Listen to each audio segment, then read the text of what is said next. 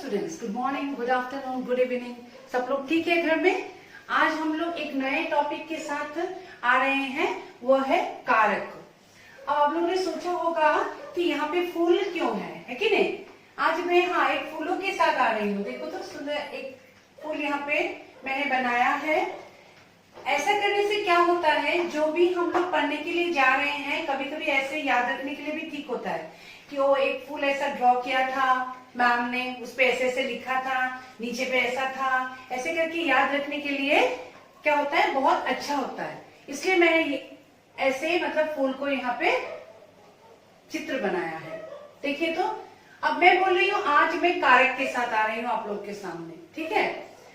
अब ये कारक क्या है? पहले तो मैंने यहाँ पे फूल के बीच में मैंने यहाँ पे क्या लिखा है, कारक लिखा है। तो यहाँ से आप लोग को मालूम चल रहा है कि ये सब कुछ मैंने जो कुछ लिखा है ये कारक के प्रकार हैं। मैं इसको आपको पहले पढ़ देती हूँ, फिर हम लोग उदाहरण पे आएंगे तो आप लोग को अच्छी तरह से समझ में आएगा। यहाँ पे देखिए तो कारक मैंने पहले लिखा है, कर्ता कारक, कर्म कारक, अधिकरण कारक, संप्रदान कारक, अपादान कारक, करण कारक।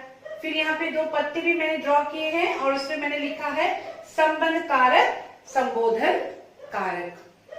ফুলপা ভালে লাগিছে চাগে? মই ভাবিছো আৰু এতিয়া কাৰকৰ মানে 8টা প্ৰকাৰ, সেইকাৰণে মই এই ফুলপাহৰ সৈতে আঁকি পেলাই তোমালোকক মই ইয়াত লিখি দিছো এনেকে, যাতে তোমালোকৰ মনত থাকে। এতিয়া অলপ সময় কাৰণে এইফালে আহাচোন। All of you see here, देखिए यहाँ पे देखिए, मैंने आज भी मैंने कई वाक्य यहाँ पे लिखा है। अब ये वाक्य को पहले हम पढ़ते हैं, ठीक है? पहला वाक्य मैंने लिखा है, राम ने रावण को मारा, अर्जुन ने बाण से जयद्रथ को मारा, फिर एक आदमी स्कूटर से गिर पड़ा, ठीक है? यहाँ पे पूर्ण विराम होगा। सेब अलमारी में रखे हैं, हे ईश्वर हम सब पर दया करो, गुरुजी के लिए भेंट लाओ, बिना गेंद से खेल रही है, ठीक है? अब यहाँ पे आप देखिए तो राम ने रावण को मारा, यहाँ पे मैंने हर संज्ञा और सर्वनाम के साथ कुछ चिन्ह है। यहाँ पे देखिए तो पहले ये राम के साथ यहाँ पे ने है, फिर रावण के साथ यहाँ पे को है, फिर यहाँ पे आप देखिए अर्जुन ने, बाण से, जयद्रथ को, है ना? फिर यहाँ पे भी से, यहाँ पर भी में, यहाँ पर भी पर, हे, यहाँ पे के, यहाँ पे से। अब आप लोग सोच रहे होंगे कि मैम ने ये सब में मतलब अंडरलाइन क्यों किया है ना? अब मैंने इसलिए अंडरलाइन किया है, अब हर संज्ञा और सर्वनाम के साथ कुछ चिन्ह लिखे हुए हैं, और यही संज्ञा और सर्वनाम के साथ जो चिन्ह लिखे हुए हैं वही शब्द मतलब क्रिया के साथ इन वाक्यों में इनका संबंध बता रहे हैं। संज्ञा और सर्वनाम का संबंध क्रिया के साथ बता रहे हैं। किनके द्वारा? इन शब्दों के द्वारा, इन चिन्हों के द्वारा। अभी इन्हीं को ही हम क्या कहते हैं? कारक कहते हैं। तो अब आप लोगों को मालूम चल रहे हैं, तो यहाँ पे ने को, ने से, को से, ये जो चिन्ह संज्ञा और सर्वनाम के साथ लगाए गए हैं, यही चिन्ह संज्ञा और सर्वनाम का संबंध वाक्य में दूसरे शब्द या क्रिया के साथ बता रहे हैं, ठीक है? अब मैं इनका आपको परिभाषा अच्छी तरह से दे दूंगी, और इन्हीं चिन्हों को, जो संज्ञा और सर्वनाम के साथ ये चिन्ह लगाए गए हैं, इन्हीं चिन्हों को विभक्ति या परसक कहते हैं। अभी आप लोगों को परिभाषा में दे देती हूँ। अब देखिए यहाँ पे मैंने परिभाषा लिखा है कारक का पहले, ठीक है? परिभाषा, संज्ञा या सर्वनाम के जिस रूप से वाक्य के अन्य शब्दों के साथ उनका संबंध सूचित हो उसे कारक कहते हैं, ठीक है? ये हो गया आपका कारक का परिभाषा। अब आपको उदाहरण लिखना जरूरी होता है, मैंने कहा हर परिभाषा के साथ, तो आप एक उदाहरण वहां पे दे दीजिए, कोई भी उदाहरण दे दीजिए। मैंने यहाँ पे लिखा है, मोहन का भाई मेरे साथ पढ़ता है। तो जो भी मैंने उदाहरण आप लोगों को उस समय दिखाया था, वहां से आप लोग को अच्छी तरह से अभी आप लोग को मालूम चल गया होगा परिभाषा। अब उसके बाद मैंने कहा था वहां पे, अब यहाँ पे आप बोलिए तो कौन सा यहाँ पे विभक्ति चिन्ह है? का, है कि नहीं? अब ये का क्या है? विभक्ति चिन्ह है। अब ये मोहन के साथ लगकर का, ये विभक्ति चिन्ह, इनका संबंध किसके साथ बता रहे हैं? वाक्य में दूसरे शब्दों के साथ बता रहे हैं। भाई मेरे साथ पढ़ता है, ठीक है। अब ये संज्ञा के साथ जब का लग गया तो ये क्या हो गया? कारक हो गया।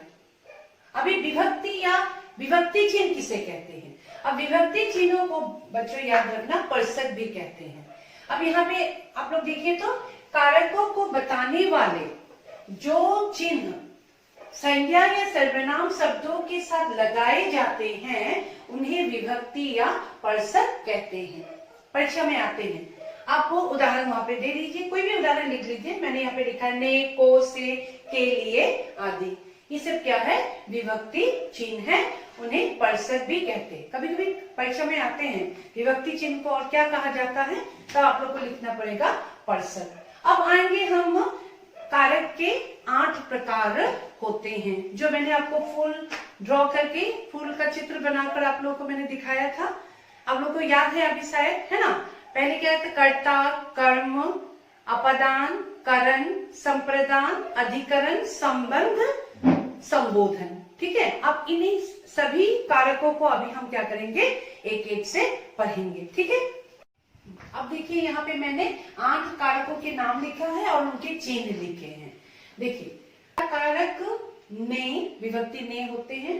कर्म कारक का को, करण कारक का से द्वारा, संप्रदान कारक को के लिए, अपादान कारक का से, जुदाई के लिए इनका प्रयोग किया जाता है, संबंध कारक का के की, और यहाँ पे अधिकरण कारक में, पर, संबोधन कारक हे, अरे। ये सब इनके विभक्ति चिन्ह है और ये 8 कारक है।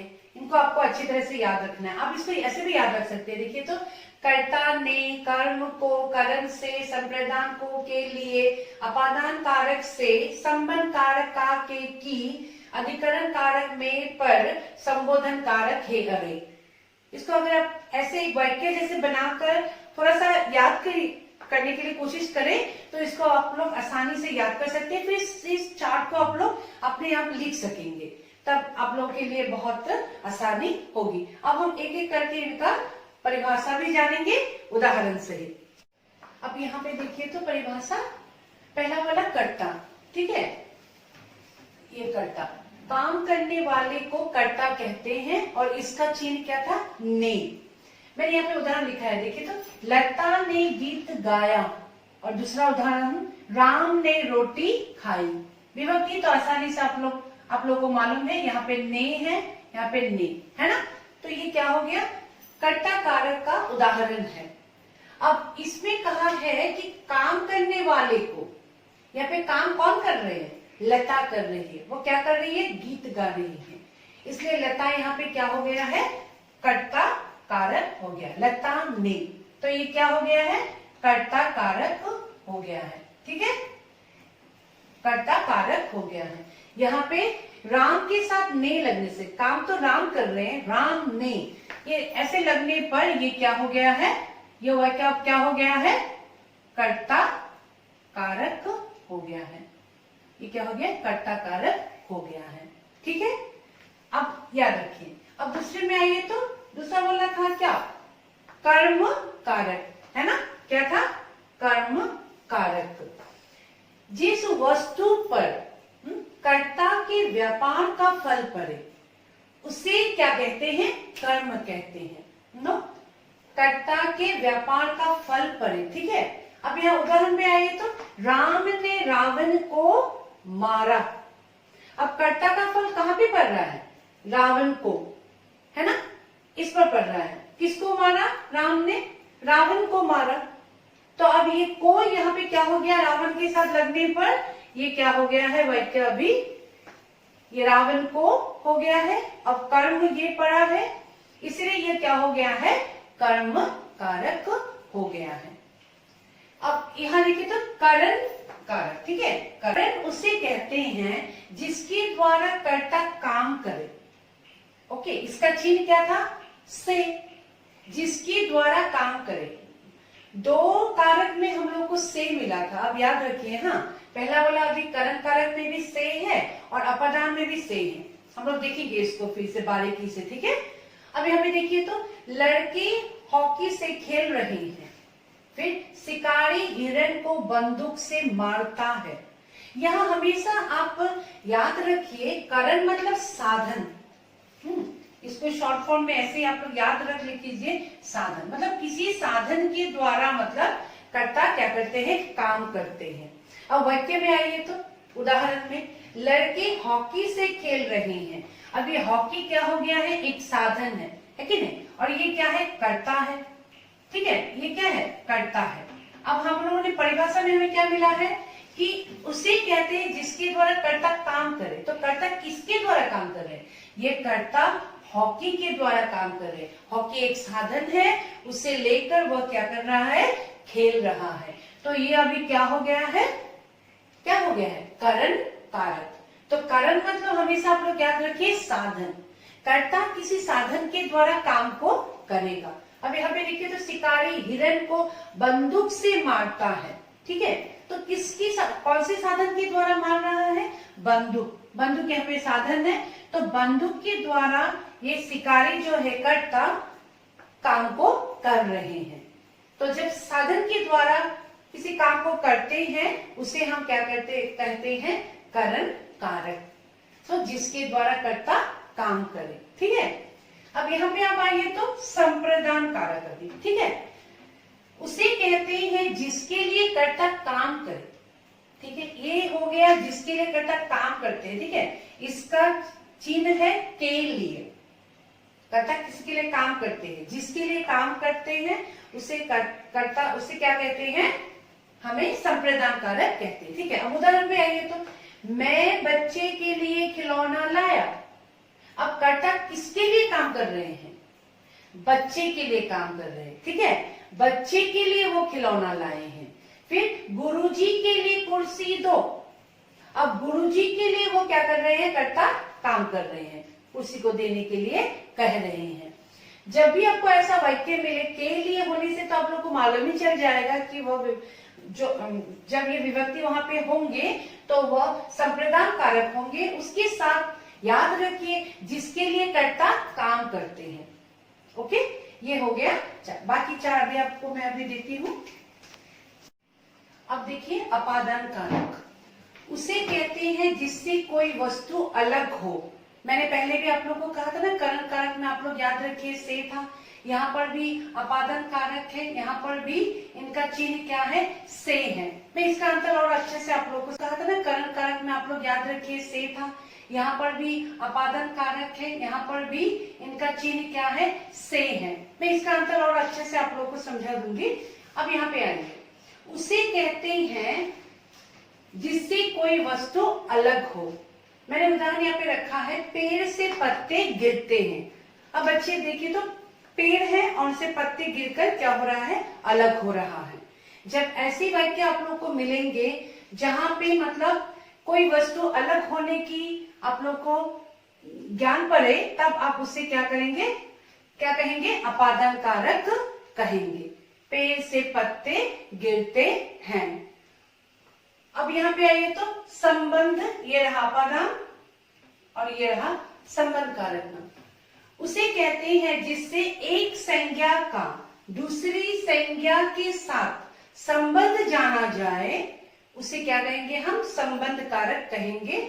और इसका चिन्ह का, के, की होते हैं, जिससे एक संज्ञा का दूसरी संज्ञा के साथ संबंध जोड़ते हैं।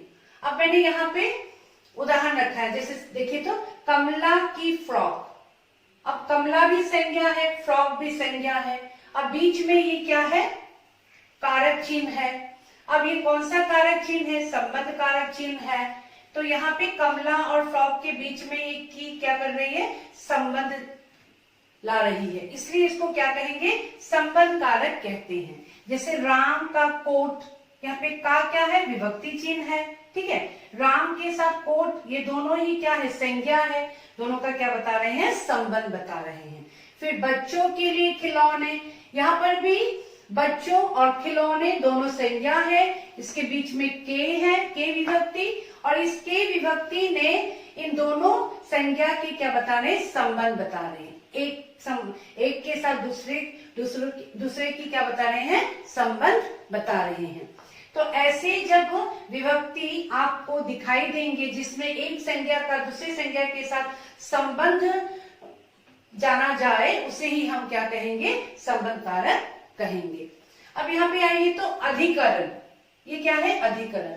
अधिकरण उसे कहते हैं जो क्रिया के बनने तथा होने का आधार हो।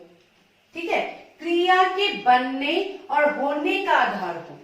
यहाँ पे चिन्ह क्या होता है, में, पे, पर, है। अब उदाहरण में आइए तो तब अच्छी तरह से आप लोगों को समझ में आ जाता है।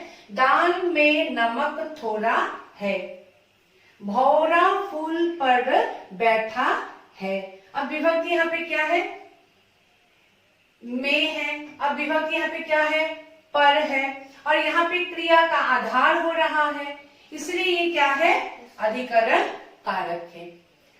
अब एकदम से लास्ट वाला हम लोग समझेंगे, वो क्या है, संबोधन। संबोधन शब्द से ही आप लोग को समझ में आ रहा है शायद कि इसका परिभाषा क्या होगा। संज्ञा के जिस रूप से आश्चर्य प्रकट करने तथा संबोधन करने या पुकारने के लिए जो बोध होता है उसे हम क्या कहते हैं, संबोधन कारक कहते हैं। संबोधन करने के लिए या किसी आश्चर्य प्रकट करने के लिए तब हम क्या प्रयोग करते हैं, संबोधन कारक प्रयोग करते हैं, संबोधन कारक। अब उदाहरण देखिए तो मैंने यहाँ पे उदाहरण रखा है, जैसे हाय मैं लुट गया, यहाँ पे क्या हो रहा है, आश्चर्य हो गया है कि नहीं। हे लड़के इधर आओ, तो यहाँ पे संबोधन है ना, हे लड़के इधर आओ, यहाँ पे क्या बता रहे हैं, संबोधन बता रहे हैं। अब देखो बच्चों, ये बात ध्यान रखने के लिए मैं आप लोगों को बोल रही हूँ, क्योंकि कारक के बारे में प्रश्न आते हैं लेकिन उसमें हमेशा इसके रिलेटेड प्रश्न ही देते हैं।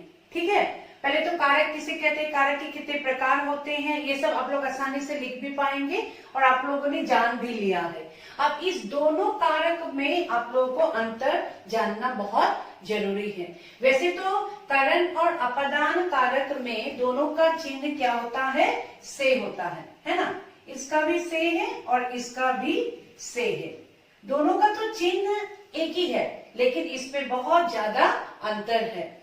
अब ये करण कारक जो है इसमें पता है क्या होता है, अब करण और अपादन अच्छे से याद रख लीजिए। हाँ, कारक के इन दोनों में अंतर होता है और दोनों का ही विभक्ति चिन्ह एक है, याद रखने के लिए भी इजी है, दोनों का विभक्ति चिन्ह एक है।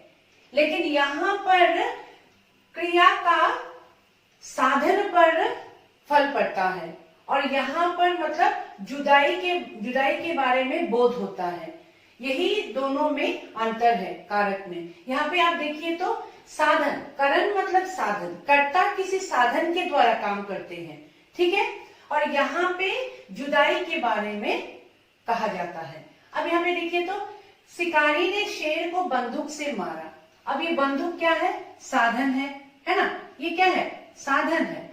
अब बंदूक से मारा तो ये क्या हो गया, करण कारक हो गया। हमेशा याद रखिए, हाँ, साधन, किसी साधन के द्वारा जब काम होता है तो उसे हम क्या कहेंगे, करण कारक कहेंगे। मुझे अपनी कमाई से खाना मिलता है तो क्या करना पड़ता है, कमाई करना पड़ता है, तभी मतलब खाना मिलेगा उनको, शुक्रिया पर फल पड़ता है। देखिए, हाँ, साधन, कमाई करने से ही उनको क्या मिलेगा, खाना मिलेगा।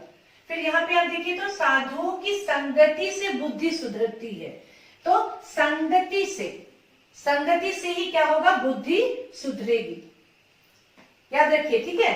तो इसके द्वारा कुछ काम बनता है, इसीलिए मतलब उसे क्या कहते हैं, करण कारक कहते हैं। अब जब भी आपको ऐसा वाक्य मिलेगा, देखिए तो मैंने यहाँ पे 1 2 3 4 वाक्य यहाँ पे लिखा है। देखिए, अपादान के लिए मैंने यहाँ पे लिखा है, मोहन घोड़े से गिर पड़ा, अब मोहन घोड़े पर जा रहा था और अचानक वो गिर पड़ा, मतलब वो घोड़े से क्या हो गया, अलग हो गया, जुदाई। मैंने कहा ना, इसको शॉर्ट फॉर्म में आप करण कारक कहते हैं। अब जब भी आपको ऐसा वाक्य मिलेगा, देखिए तो मैंने यहाँ पे 1 2 3 4 वाक्य यहाँ पे लिखा है। देखिए अपादान के लिए मैंने यहाँ पे लिखा है मोहन घोड़े से गिर पड़ा। अब मोहन घोड़े पर जा रहा था और अचानक वो गिर पड़ा, मतलब वो घोड़े से क्या हो गया, अलग हो गया, जुदाई। मैंने कहा ना, इसको शॉर्ट फॉर्म में आप लोग याद कर लेना, अपादान जुदाई मतलब अलग होना। और यहाँ पे कारण मतलब साधन, किसी साधन के द्वारा। ओके, अब यहाँ पे बिल्ली चट से कूद पड़ी, तो बिल्ली चट से क्या हो गई, अलग हो गई, कूद पड़ी, अलग हो गया। वह घर से बाहर आया, तो वह घर से बाहर आ गया, अलग हो गया, घर और अब वो बाहर है, तो दोनों के बीच में क्या है, जुदाई है, अलग हो गया है। फिर राम घोड़े से गिर गया, अब यह भी वो क्या हो गया है, अलग हो गया है। ठीक है, तो अभी आप लोग को मालूम चल गया है कि घोड़े से यहाँ पे अलग अलग मतलब अर्थ समझ में आप लोग को आ गए हैं। अभी यही अंतर है करण और अपादान में, और इससे रिलेटेड बहुत ज्यादा प्रश्न आपकी परीक्षा में आते हैं। आप लोग अच्छी तरह से ये देख लीजिए। अभी थोड़े प्रश्न करेंगे हम। अब आइए बच्चों, थोड़े प्रश्न पर। कभी कभी प्रश्न रिक्त स्थान के द्वारा भी दिए जाते हैं विभक्ति चिन्ह लगाने के लिए। मैंने आपको ऐसे दिया है वाक्य, आप देखिए तो अभी यहाँ से आप कर पाते हैं या नहीं। कारक को इंग्लिश में केस कहते हैं, इसे भी आप ध्यान दे दें। ठीक है, अब देखिए राम ने रावण को मारा, कि क्या होगा, देखिए तो यहाँ पर क्या हो रहा है, काम किस पर पड़ रहा है, रावण को, है ना, तो ये क्या हो जाएगा, कर्म कारक हो जाएगा। ठीक है, फिर यहाँ पे आप देखिए तो मोहन गेंद से खेलता है। अब गेंद से अभी हम लोगों ने किया था अपादान और करण कारक, है ना। अब करण मतलब साधन, है ना, साधन के द्वारा जब काम हो रहा है, कर्ता कर रहे हैं, तो वो क्या हो जाएगा, गेंद से। गेंद क्या है, साधन है, तो ये क्या हो जाएगा, करण कारक हो जाएगा। ठीक है, अब यहाँ पे देखिए गुरुजी के लिए मिठाई लाओ। अब गुरुजी के लिए क्या करना है, कर्ता गुरुजी के लिए काम कर रहे हैं, तो जब के द्वारा ना, के लिए काम कर रहे हैं, तो ये क्या हो जाएगा, संप्रदान कारक हो जाएगा। अब ये देखिए तो मोहन चट से गिर पड़ा। अब यहाँ पे चट से गिर पड़ा, चट से अलग होने के बारे में कह रहे हैं मोहन, है ना, तो ये क्या हो जाएगा, जुदाई। मैंने कहा था ना, वो क्या हो जाएगा, अपादान कारक, वो क्या हो जाएगा, अपादान कारक, है ना। दशरथ अयोध्या का राजा था। अब यहाँ पे ये देखिए तो अयोध्या राजा, दोनों ही क्या है, संज्ञा है, और एक संज्ञा दूसरे संज्ञा के साथ ये का विभक्ति क्या कर रहे हैं, संबंध बता रहे हैं, तो ये क्या हो जाएगा, संबंध कारक हो जाएगा। ऐसे आप लोगों को ध्यान से वाक्य को पढ़ने से ही मालूम चल जाएगा कि उत्तर कौन सा होगा। अरे मोहन इधर आओ, ये तो आसानी से आप लोग कर पाएंगे ना, तो ये क्या हो जाएगा, संबंध कारक हो जाएगा। ऐसे आप लोगों को ध्यान से वाक्य को पढ़ने से ही मालूम चल जाएगा कि उत्तर कौन सा होगा। अरे मोहन इधर आओ, ये तो आसानी से आप लोग कर पाएंगे ना, ये क्या हो गया, संबोधन कारक, संबोधन कर रहे हैं, है ना, ये क्या कर रहे हैं, संबोधन कर रहे हैं, तो ये क्या हो जाएगा, संबोधन कारक। यहाँ पे ये देखिए तो यह गया था युद्ध में बहुत से लोग मारे जाते हैं। अब यहाँ पे युद्ध में किसके कारण, मतलब इतने सारे लोग मारे गए, युद्ध के कारण, तो क्रिया पर आधार है ना, तो ये क्या हो जाएगा, अधिकरण कारक, अधिकरण कारक। ऐसे आप लोग याद रख लीजिए। अब ये देखिए मैं कलम से लिखता हूं। अब ये कलम क्या है, साधन है। जब ऐसे साधन के बारे में आपको मालूम चल जाएगा वाक्य में, तो आप लोग सीधा लिख दीजिए, ये क्या हो जाएगा, करण कारक हो जाएगा। तो ऐसे ही आप लोगों को मतलब देख कर वाक्य को अच्छे से पढ़कर आप लोगों को लिखना है। जनरली करण और अपादान में आप लोग को अच्छी तरह से वाक्य को पढ़ना है। अगर इसको आसानी से आप लोग को उन लोग का जो अंतर है मालूम चल गया है या याद रह गया है तो आप लोग कभी नहीं भूलेंगे। करण मतलब साधन है ना, अपादान मतलब जुदाई। ऐसे करके याद रखने से आप लोग आसानी से प्रश्न को कर पाएंगे। तो ये रहा आज का क्लास। मुझे ऐसा लगता है कि आप लोग को समझ में आ गया है। अगर वीडियो पसंद आया तो लाइक, शेयर और सब्सक्राइब करना ना भूलें। अगर मेरे पढ़ाने में आप लोग को लगता है कि और मैं कुछ सुधारना है या कुछ आप लोग स्पेसिफिक टॉपिक में जानना भी चाहते हैं तो कमेंट बॉक्स में लिख सकते हैं। Thank you students.